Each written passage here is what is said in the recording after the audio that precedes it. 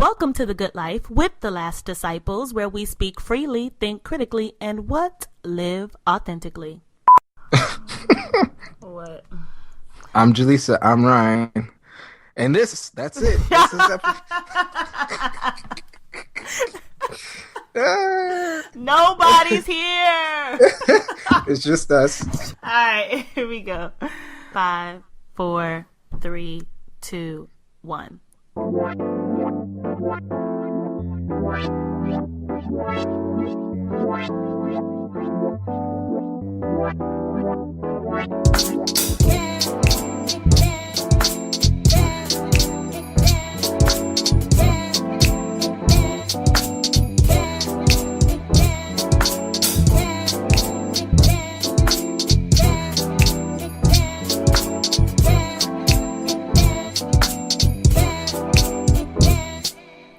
I'm Jaleesa. I'm Ryan. And that's it. I know y'all are expecting more.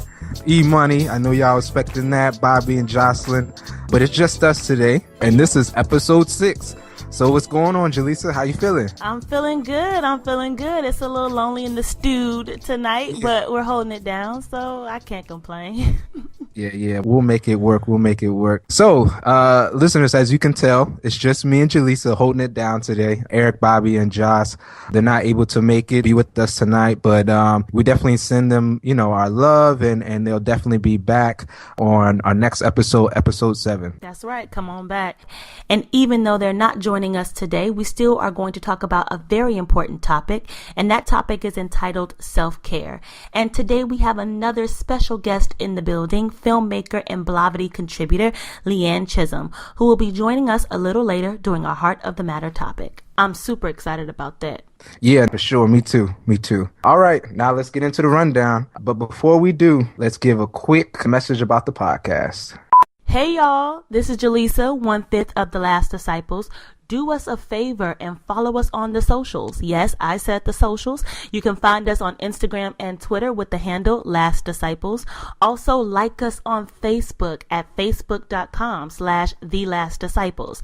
That's facebook.com/THEE Last Disciples. And now, back to the show. So what's up, Jaleesa? What's going on? I was going to say y'all, but I remembered it's just me and you. What's good? Everything is good. We actually have a lot to talk about today, so it's a shame that our 3 partners in crime couldn't be here to chop it up with us. But anyway, we could not do the rundown without talking about the Black-ish episode. Black-ish is a wonderful show. I love the show, partly because the creator, Kenya Barris, is a CAU alum. So shout out to CAU. Go Panthers. Hey. That's right, AUC love. But on Wednesday night, Black-ish displayed a powerful episode on police brutality and its effect on Black bodies. And it was so great because there were different generations and genders within the family talking about what police brutality meant to them from their vantage point. But one of the most powerful scenes of the Black-ish episode was when the husband, Andre, was talking to his wife, Bo, about the fear of Black hope. So I want you to take a listen to this. Let me know what you think. This is a very powerful excerpt, and this is brought to you by ABC. So check it out.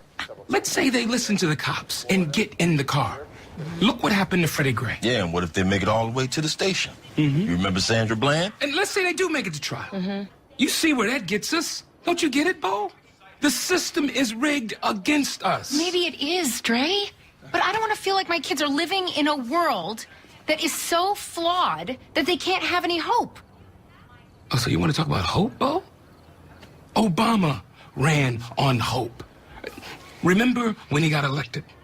And we felt like maybe, just maybe, we got out of that bad place and made it to a good place. That the whole country was really ready to turn the corner. You remember that amazing feeling we had during the inauguration? I was sitting right next to you. And we were so proud. And we saw him get out of that limo and walk alongside of it and wave to that crowd. Tell me you weren't terrified when you saw that. Tell me You weren't worried that someone was going to snatch that hope away from us like they always do.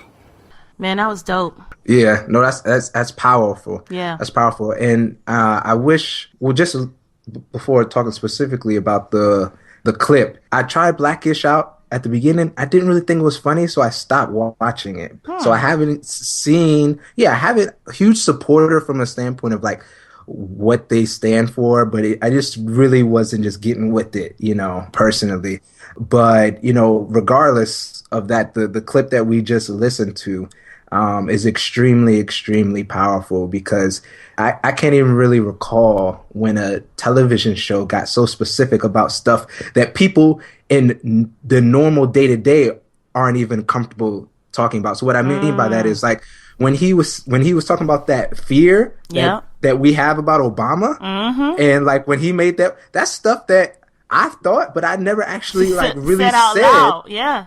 In a normal conversation, like in a normal, and then for someone to say like, hey, I'm gonna actually put this in a script and for the producers and then, the actors and actresses to be like, hey, we're gonna go on with this. It's just like another step of like bringing like a conversation to the table, because that's so real. The fact that, because of these realities of like unexpected harshness and the brutality that can go against African American male, African American woman as well, is like you can't truly like deny that it makes people scared. No matter how much you want to deny it. Like Bo was trying to like, hey, no, I don't want my kids to grow up, thinking like this or in that type of world. But when the Anthony Anderson's character broke that down, she was like, I don't even know what to say. Right. That's real. Because I had that same fear. And it's like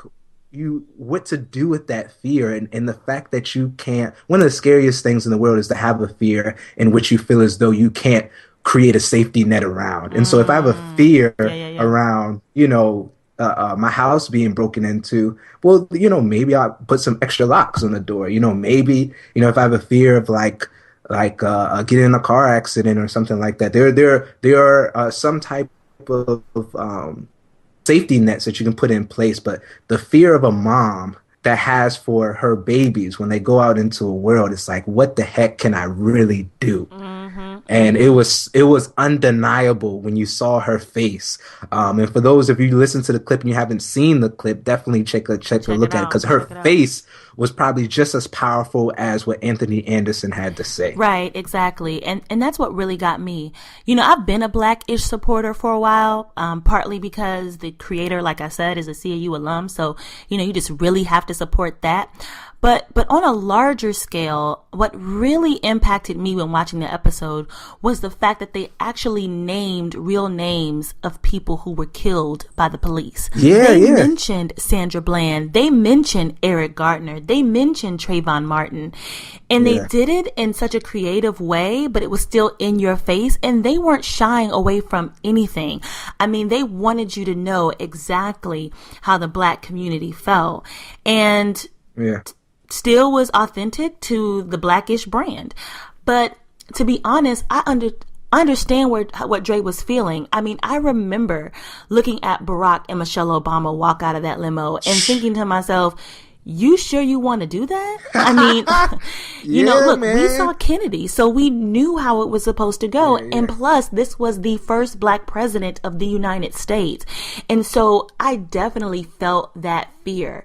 So in essence, it was a job well done. And I have to just say, it was powerful, man. It was absolutely powerful. No, it's everywhere. Like right when you type in like on Google, Black-ish, it is boom. That's the first thing that kind of pops up because it's just spreading around. And so I hope. I mean, I'm now going to give the show another chance. You know what I mean? Because I'm one of those people who watched a couple episodes, kind of drifted away. So I hope that the rest of America does that, because if this is what they're bringing to the table, I definitely have to support it. They're more than just conversation, but getting those viewerships, like sharing it around, because it's definitely hasn't been seen before. And I agree with you. Using those specific names is so important. Because you're just putting it there, and we're not running away from it. And that's that's what I love, and I want to get to that point to where everyone is comfortable speaking about certain issues. You know what I mean? And the only way to doing that is just like keep putting it out there. Keep putting it out there, and then it becomes a little bit more natural. People can now probably segue into it now because it's like, oh, have you seen the latest episode of Blackish? It's an easier segue into it. And so I mean, I absolutely loved it. I need to actually watch the full episode of it because I've only seen the clip and read a couple articles. But job well done. Absolutely. Job well done. But moving on from Blackish, so this is crazy. Trump is gaining steam. Oh God. I know we talked about Donald Trump before. And after that episode, I was like, man, he's gonna call it quits soon. The joke's gonna be over. It's gonna, but the literal opposite is happening. Exactly. And that he's gaining steam. And I mean, Julissa, what's up? What's your thoughts on that, man? Listen, I am stunned. We just talked about him in December. You know what I mean? And at that point, he talked about black people. Yeah. He said Mexicans are rapists. And he even made fun of a reporter with a handicap. I mean, he was already on 10. And the fact that now he is leading in the polls, it's absolutely insane. Yeah. I just heard on NPR that he won the South Carolina primaries, and it's projected for him to win big on Super Tuesday. So I'm just like, whether this man is saying something that I really need to pay attention to, no, I'm gonna save you time. No, these folks really believe he's a viable candidate. Look, I'm not here to judge you if you want to vote for him or not. But if this is a place to speak freely, there is a lot of things that Donald Trump has done and said that I don't agree with for him to be my presidential candidate. I mean, talk about black fear. Jeez. Oh, no, absolutely. I mean, it's right now, I actually drifted away from following Trump because I just couldn't take it. I couldn't take it, and I wanted to put my political energy, which is fairly low, quite honestly, into something a little bit more positive, or a lot more positive. And so I'm not fully aware of his antics of yet, but I know or recent, but I know the character has not changed. And it truly will be scared to have this guy come, August, September, October, right before November, it just run the Republicans for the highest office. Like, vote for him for like my SGA president, for real. If I can just say this, it also is a little bit of a good thing, though, because you're seeing how a part of America really thinks. Yeah. And so we're taking off the mask of so many individuals, so many cities, so many states, and we're seeing the true ugliness behind so many people, how they would rather put someone like Donald Trump in place for the sake of a tax break, because he's going to help me out, as a wealthy individual, and forget all the disrespect, who even knows what type of policies he would allow to come pass against minorities and poor people. The war on drugs, mass incarceration, who knows what will come of that, and just forget about all of that for the sake of a tax break. And then those who actually, it's not about the tax break, it's just their own true embedded racism. And so when I think about, the civil rights movement and like how important like television was for the South in terms of recording the nastiness that was happening to the South, and so that people in the North were like, oh crap, this really occurs. It's in somewhat, to me, is similar, because now you're like, oh crap, like people really support someone like this. Oh crap, people really like can get behind it. And it's like, we really haven't come as far as we thought we did when it comes to a race standpoint, when it comes to how we feel about poor people, how we feel about minorities. We haven't, how women, we haven't come as far as we thought. And so I hope that this is a wake-up call, and not necessarily our next president. No, I totally agree with you on that. And here's the thing about the takeover of Trump. I think it has caused attention, like you said, to a large section of our country that is still at a place that we thought we were done with, 20, 30 years ago, 50 years ago, if that.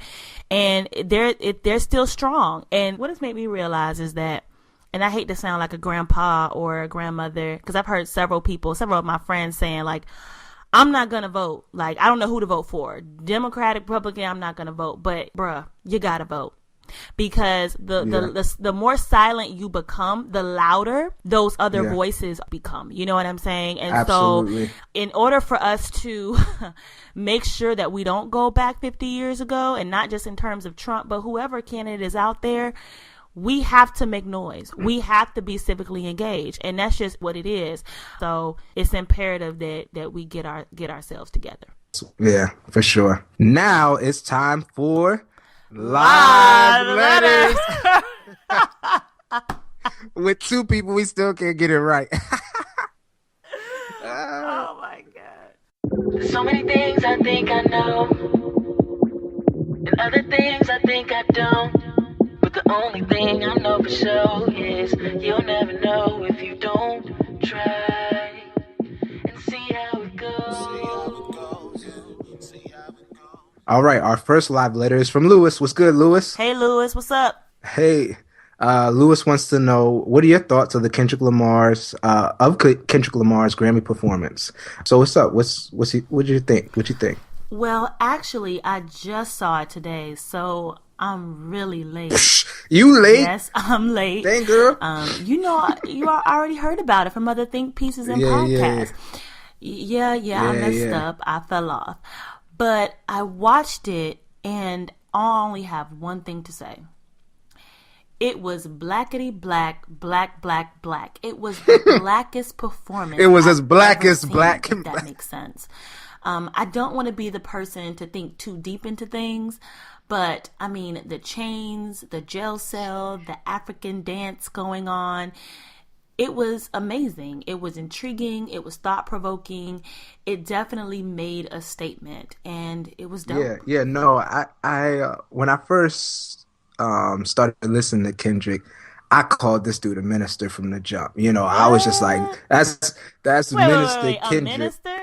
I called him a minister. Break I that just down. felt as though he reminded. Okay, let me break it down. He has Jesus tendencies and like his boldness to put before the world the true issues. He's relatable to the lowest of individuals, but yet intelligent enough to speak to the highest. And so if that's a little bit of what Jesus did. And so all he cares about is love. Now he says wild stuff, he be cussing all in his tracks, he's still a wild dude.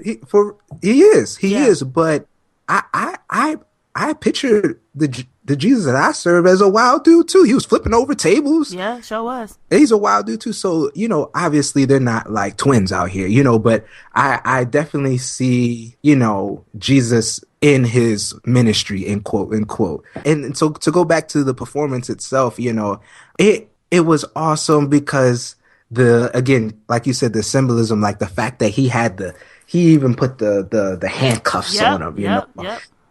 His hair, like I love how he's rocking his hair now. He's just cool and just being himself, and it fit in. It fit in with the look. It fit in with everything. Now I will say that Kendrick has a tendency to just rap so fast I can't hear what the heck he's saying. Yeah, I noticed that too. And I was just like, come on, slow it down a little bit, brother. I know that's fire. I know that's something that everybody needs to hear. So if that's my only criticism to if I do have criticism to the performance, that's the only one that I would really say is the fact that sometimes he raps so fast I can't hear him. I'm huge about, can you put something before people that creates a conversation in private? Right. Because it's really the private conversations that do the work. It's not the public ones. You know what I mean? It's not the speeches. It's not, the articles, the performances. It's like the private ones, and things at Thanksgiving, at people's like dinner tables, like at people's birthday parties or whatever. Yeah. It's the car rides over to the club. Those are the conversations where that really like really make that transforming effect in the way people see others' perspective and all that. And Kendrick's doing that. He's making people talk about it in those spaces. And so, definitely love to minister Kendrick. I'm gonna have to use that, Minister Kendrick Lamar. I like that. I like that. It was definitely dope, and once again, starting conversation, which is definitely needed. And I just it gave me another respect for Kendrick. It honestly did. Just to see him perform in that way and perform in such a white space. There was controversy over him anyway, I think last year, about not getting best album, I think, at the time. So to see him kind of come back in this way of blatant blackness is what I like to call it. It was definitely dope. So shout out to Kendrick. Yeah, no, for sure. So get into our second live letter from my boy Munda. What's good, Moon? Munda. Shout out to the Willows. All right. My boy Munda says, one of the fundamental principles of Christianity is spreading the word of God. Many young couples take to their social media accounts to spread the word and to share their daily practices within their relationship, such as abstaining from sex, I support him, I'm helping him chase his dreams, we're happy together, et cetera, et cetera. If we're going to have people look into our Christian relationship, then why not let them in on some of the fallouts, the disagreements as well? What are you all's thoughts about that? What you think, Jaleesa? Well, let's be real. People, Christian or not, go on social media to share their best selves. They don't really use it to share their to share their flaws. Look, I'm just being real. Or if they are telling you something that's happening in their life that's really bad, unfortunately, it's just for attention. Look, I'm not saying that all people do that, but there's a lot of people that do that. Not just Christians, but I see people in general that use social media to tout their relationships. Come on, you've seen it. Pound relationship goals this, pound relationship goals that. But I think people don't share their fallouts or disagreements because they don't want you to see that other side. They don't want you to see that sometimes things aren't always what they seem. I always believe when I see statuses like that, most of the time, they are in the house, the guys in the living room, the girls in the bedroom, and they're just making these statuses, but they just got in an argument like a second ago. Look, everything that glitters isn't gold. And at the end of the day, people don't want you to see their flaws. But in order for real change or real deliverance to happen, one has to be true with oneself.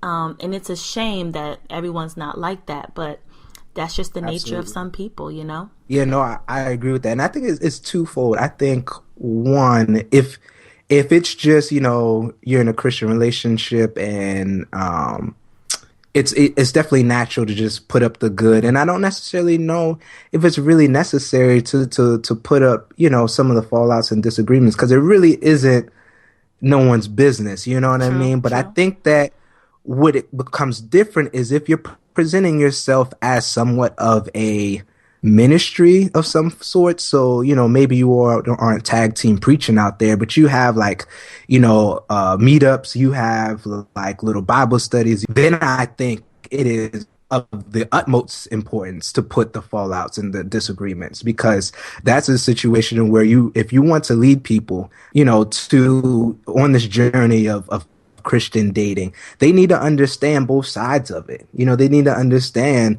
that, like, hey, this is what we're doing, but this is what doesn't work. And we got into a fight the other day because, he was still texting, girl from the last church we used to go to. We moved churches just because of that girl. We don't even go to that church no more. What I'm saying, and not put and not put people's names out there, but the situation. It's like, that's helpful. So, okay, so then the question becomes, well, how did you handle that situation in a godly manner? And I think that when I was still single and out there looking, one of the biggest things for me was like problem solving skills. But the reality is there are always going to be problems. And so how are your problem solving skills? And so if there's a ministry out there that can not just show me how things are great, but when things are bad, how in a godly, way, and can you help me to solve this problem? That's needed because, the world may solve problems differently than the church. And, if I don't have that insight of like how you solve this problem, then dang, I'm just going to be dealing with the same problems and just waiting for the good times to take more pictures. And so it's definitely needed if you have somewhat of a ministry. No, absolutely. And I mean, look, I'm the kind of person that I believe in not sharing who I'm dating. And I don't do it because I am ashamed of my significant other. But I understand the importance of keeping that part of my life sacred, because once you put it out there, and particularly depending on what you share, it can cause a opening for people to enter. And I don't want that to happen. You know what I mean?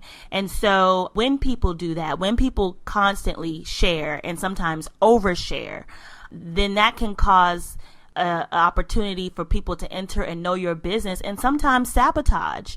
So I think you have to also just be careful on what you share, when you share, and how you share, because everyone that's looking at your statuses isn't cheering for you, And then honestly, some people that are looking at your status that was cheering for you, you oversharing, so now they're just tired of hearing from you. And so you have to just be, I'm just saying, you have to just be cognizant of how much you share, when you share, because that, either way it can cause problems. So, those are just my thoughts in general, just a little sidebar on that. Yeah. When people overshare, I definitely stop reading like this, their stuff. It's like, I know you love him with every ounce of being within. Right. I know you love her with everything, and you can't do, and it's cute when it first starts, but then after a while it gets so deep. Like, how do you even have the time to sit there and think of this whole paragraph?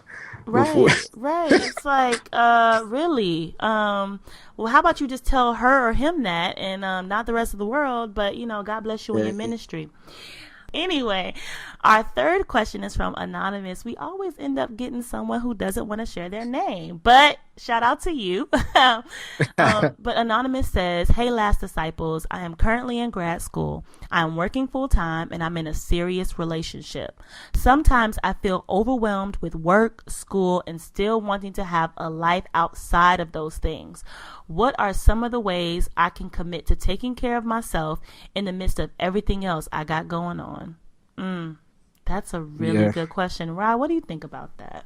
Yeah, no, it's a great question. I think the deep part about it is when it says like, I'm in a serious relationship, because you have someone that's there, and so anytime you have time, you give it to that person. So it becomes even harder when you talk about taking care of yourself in the midst of everything that's going on.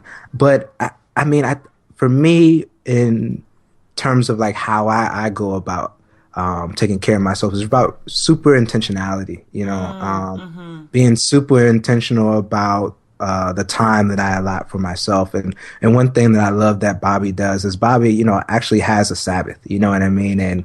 And how that's just not a practice that many people, forget people, many even like leaders of the church even have, as biblical as it is. And, and I think that if you don't have a whole day, then fine. You have a block of time that you're whoever you're in your relationship knows, like, hey, this is their time. This is their time to read, to write, to sleep, eat something, by themselves, take themselves out on a date, all that's fine. And there's nothing against the individual that you're dating, but it allows you to give them more. It's about like that rest. It's like the athlete who make sure they get the right type of time, sleep before the game instead of practicing with his teammates late at night. No, everyone go back to your dorm, go back to your house, sleep good, so that when it's game time tomorrow, you have the energy to do it. And so that's the same thing with relationship. Get that time and do your thing. And when it comes to working, shoot, don't be scared to call some days out. Like really being intentional. That goes to the intentionality piece, but really being intentional to take some time to just take care of yourself. No, I agree. Intentionality is becoming our theme, which is what I absolutely love over these past few episodes.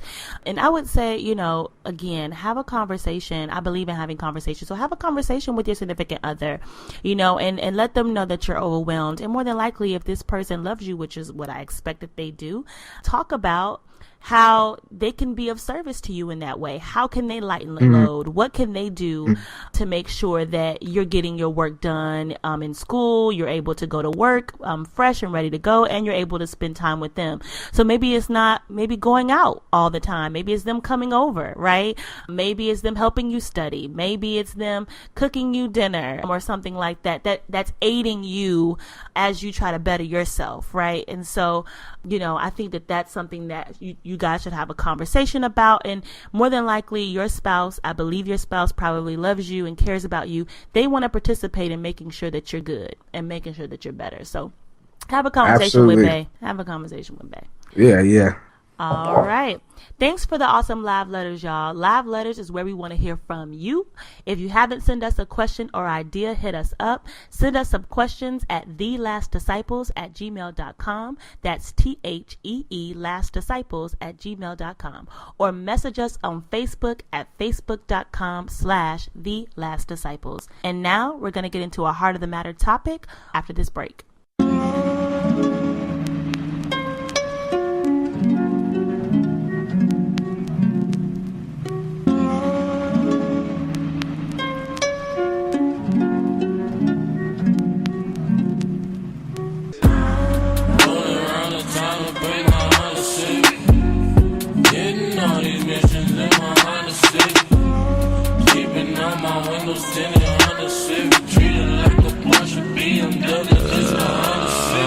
Lately I've been soul searching, looking for my purpose.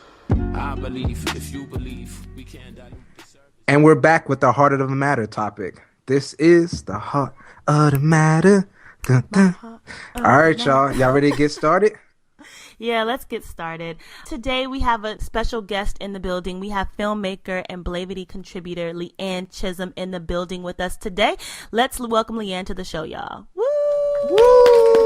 Hey, welcome. Hey! Hi, guys. Welcome to the show, LeeAnn. How are you doing today?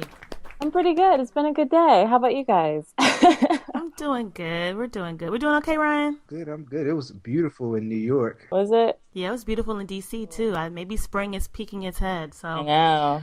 So, LeeAnn, our episode today is about the importance of self-care. But before we delve into the conversation, can you tell us a little bit more about Blavity? Some of our listeners might not be familiar with that blog. Okay, Blavity is a pretty prominent digital platform for Black millennials. I know it's been featured in Forbes and Nylon magazine and a lot of different other publications just recently, but it's a multicultural hub for creators and influencers. It's everything from print to video and some audio, and it's a community of of excellence is really what it is, and it has great content on it. So I'm happy to be a part of it. All right, and it's called Blavity. It's pronounced Blavity, not Blavity. Blavity. Perfect. So it's like black and gravity together. Oh, yeah. I like that. So yeah, Morgan DeBon, the founder of it, I think I forgot what school she went to, what college she went to. But they kind of had like a circle that they called Blavity. They were the only like Black kids in there on campus, so that was their hub. Wow. Yeah. I never knew that. I knew the BLA. Okay. And so I knew there was black, in it. But I never knew that the other piece of it was gravity. I don't know if that was a slow moment. I just wasn't paying attention. I don't know. But great. I'm learning something already. This is good. I didn't know either until I started working for them, I think in September, because I think I even interviewed and I was like, black. That's like what you hear, Blavity, and like she kept correcting me. He was cool about it though. I got the position. Hey, that's Black excellence. Well, that's good stuff. Everyone definitely check out the site if you're not familiar with it. So today we wanted to talk a little bit about self-care. But first, I want you, if you can just, define what self-care means to you. Well, self-care to me is wellness. It's what I eat and how I treat my body, but it's also the relationships I allow into my life. It's a lifestyle. And I don't remember when I came up with this, or I probably heard it somewhere, junk in, junk out. And so that little motto helps me influence, like, okay, if I'm eating junk, I'm going to feel like junk and I'm going to perform like junk. So self-care to me is like, self-care to me is like, I need to feed myself good things so I can feel good and so I can perform at my best. And that's not even food. That's everything that we consume. That's the media. That's, our relationships, everything that really feeds, who we are. So self-care to me is a lifestyle, because it's the only way I know how to do it. That's awesome. Yeah. I know that my mom used to always say, when people give you advice, take the treasures and throw away the trash. And I think that's what you're talking about, which is really cool. And I definitely dig that.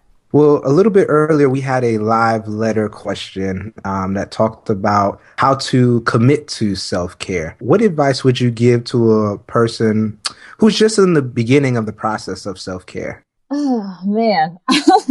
Because self-care to me, honestly, it really was a gradual thing, and not something that I really took into account until I was 22, and I just found out that my mom, I guess, she was pre-diabetic. The doctor told her that, and I kind of saw myself in the future. I saw 20 or 30 years down the line in my life, just like me getting sicker and not being able to do the things that I want to do. So I chose at that moment that I wanted to live, my best life, and to do things that would allow me to live that best life, and feel good and feel limitless. But it was, it was a transition. So I think what I did was the first thing I knew how to do was I need to go outside and run, before I changed my eating, I started working out. And then as I started working out, my cravings changed. I craved healthier foods that would actually feed me and feed my muscles. And then from there, like it just, my awareness of what food was and all these other influences so it really was a gradual transformation, But so I guess the first thing, decide what your best life looks like and feels like, and take the steps to live that best life. Are you climbing mountains? Are you getting to 3 degrees, or what's required of that best life for you? I guess that would be my long-winded answer. No, that's good. That's good. I mean, focusing on what you want to be and who you want to be is really the starting point of how you're able to, really take those steps in order to achieve those goals. That's awesome. So, LeeAnn, I'm going to talk about self-care, but kind of bring a more macro look at it. Do you think there are societal boundaries set up for women and the ways that we are taught to take care of ourselves? In other words, do you think self-care habits are different for women than those that are taught for men? Well, I think self-care is an industry, but so, we're like from Glamour magazine or any of these other magazines that have great hair or have have the best curls. That's or true. Whatever. We're definitely, I always say we're fed inadequacy. We look at something and it's like, oh, I'm not enough, so I need firmer skin or a higher butt, or you know what I mean? Like, we need all these things external to us. I think that's definitely industry. I think self-care starts internally, and I think women get it the worst, as far as the marketing is concerned. But I think everyone gets that, because that's how you sell something, is tell people, hey, you lack here, you need this, so come buy this over here. But I feel like we're moving into an era where our generation's like more aware, like, hey, me having flat or washboard abs doesn't make me necessarily happy, but if I meditate or have some kind of a spiritual practice, or I'm eating well, those things make me feel good. And I think our generation is really like making that popular and more well known. So I'm grateful for that. Yeah. Yeah. Sometimes, I don't know, I feel like I always call it like prescribed societal notions that women have to deal with, and men do too, but like you said, women to a higher degree. And, but self-care, the key word is self, you know? So I think you're right. Our generation going from an industry perspective to an internal perspective is going to be helpful for us to be able to survive in this world, you know? Absolutely. Yeah. And I think that this generation is a little bit more rebellious. I think like you said something awesome, LeeAnn, when you were like the marketing and how like it when you're put into the world, it's like external, and you have to learn as you grow older that self-care is, you know, like you said, Jaleesa, self, like it starts internally. And so now I think we're transitioning into understanding that it's about self. It's about internal. It's about me. And now the next question is, now we have to go on that quest to figure out like, crap, what do I want? Like, I don't even know. I don't even know how to think about it. And so it's like, we know it's internal, but then because we're unequipped with how to go about it, then we still reach for the external because, you know, I think that we're like, oh yeah, no, it's about me. And then it's like, but what do I want? Yeah. Oh, I want to look this way. I want those curls. I want, so it's like, we go right back to it because it's like so in our face. But you know, I think that our generation, the millennials, are on a good track, you know, on a good track of like understanding, hey, it's about internal.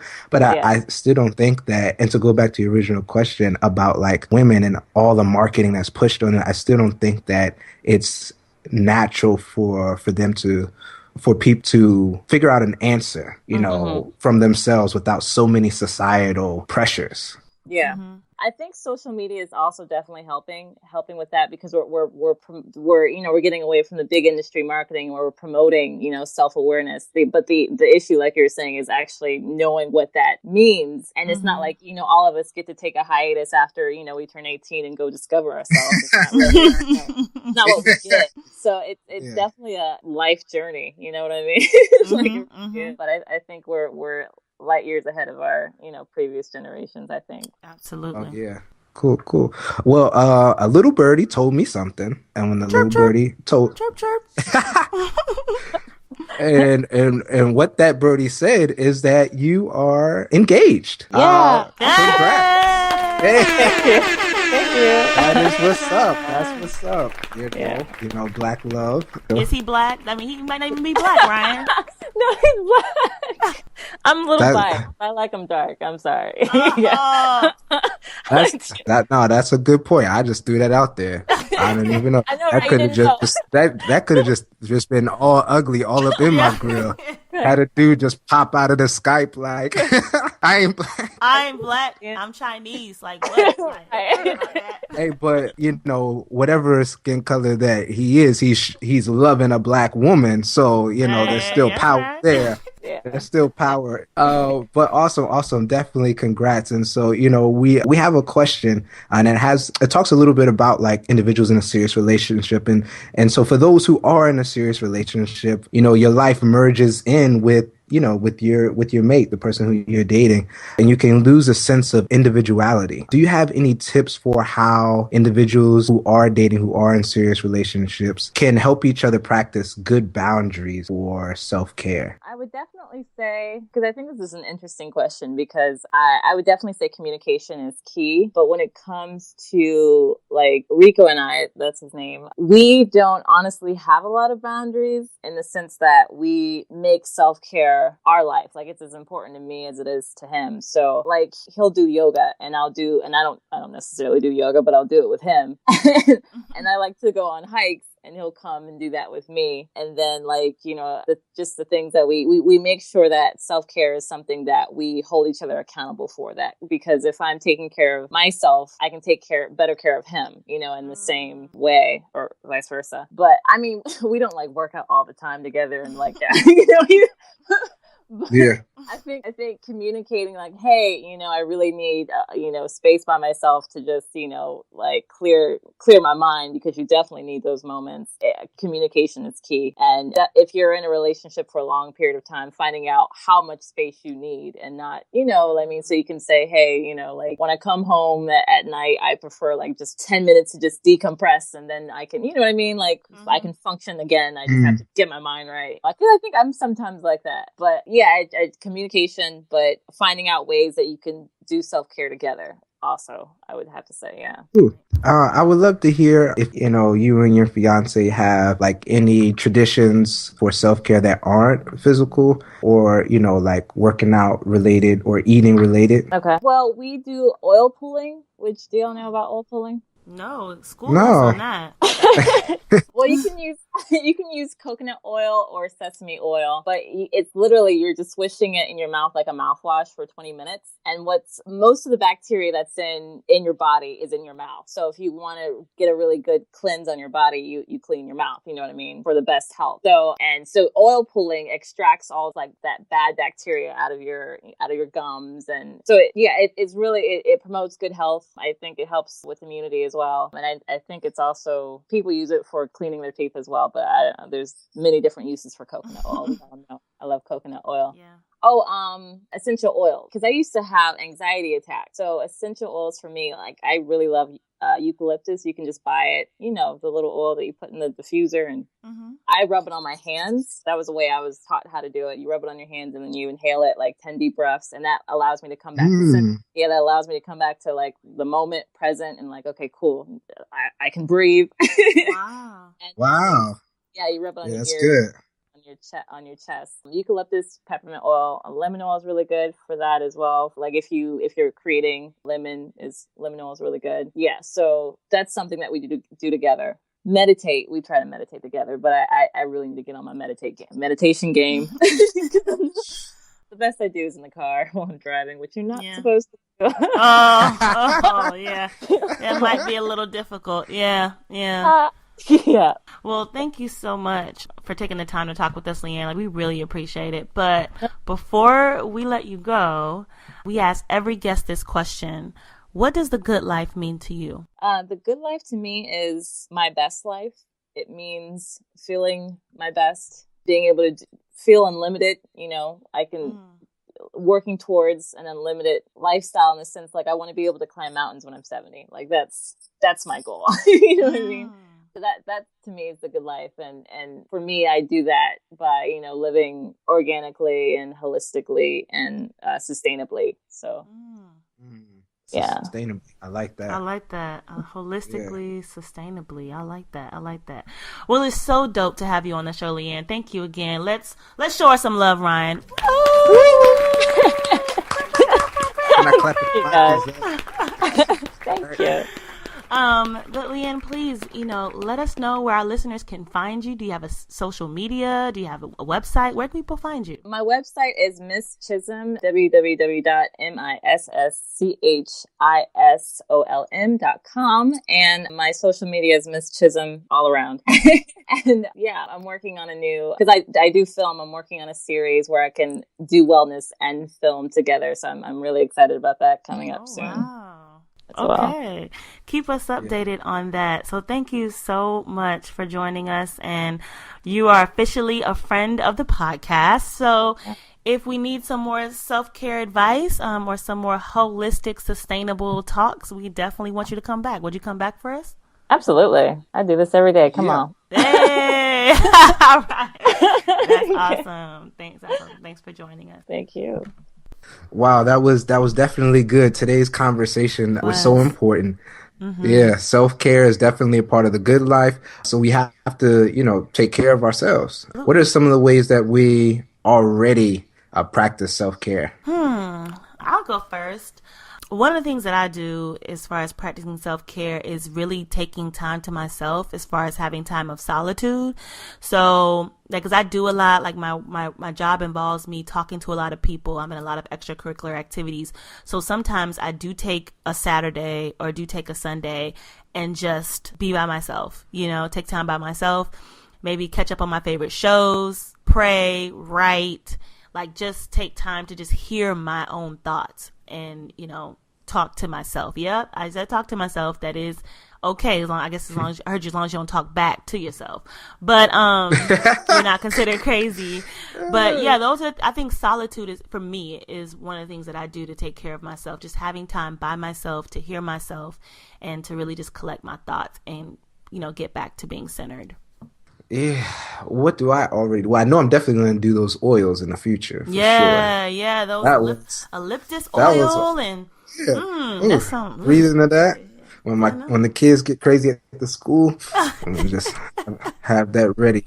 But what I do already is Sundays are huge days for me. Not only because of, you know, church, but it because I do stuff pretty much Monday through Saturday. Sunday is really the only opportunity that I can just be. And so I'm late to church sometimes, but it's part of my self-care thing. I rush everywhere else, you know what I mean? And so I need to be on time everywhere else.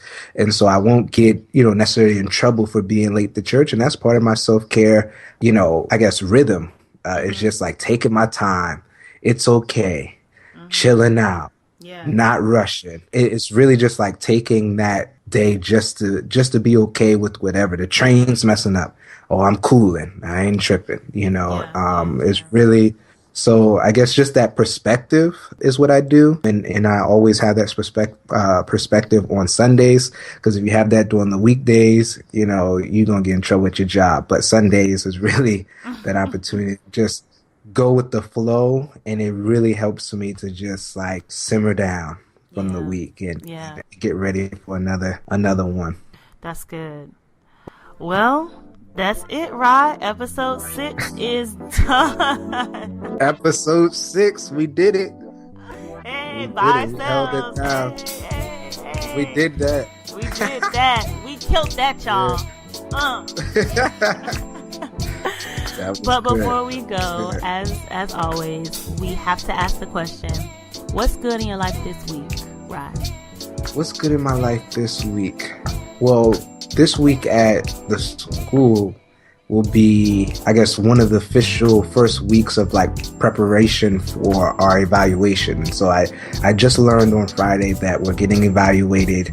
You know, I work, for those who don't know, I work for an after school program in a middle school. And so we're getting evaluated in another 3 or 4 weeks. And so this is a week, and I'm actually looking forward to it, to where I can really like start checking off boxes and preparing for the evaluation. But for me, it's exciting. It's like, this is game day, finally.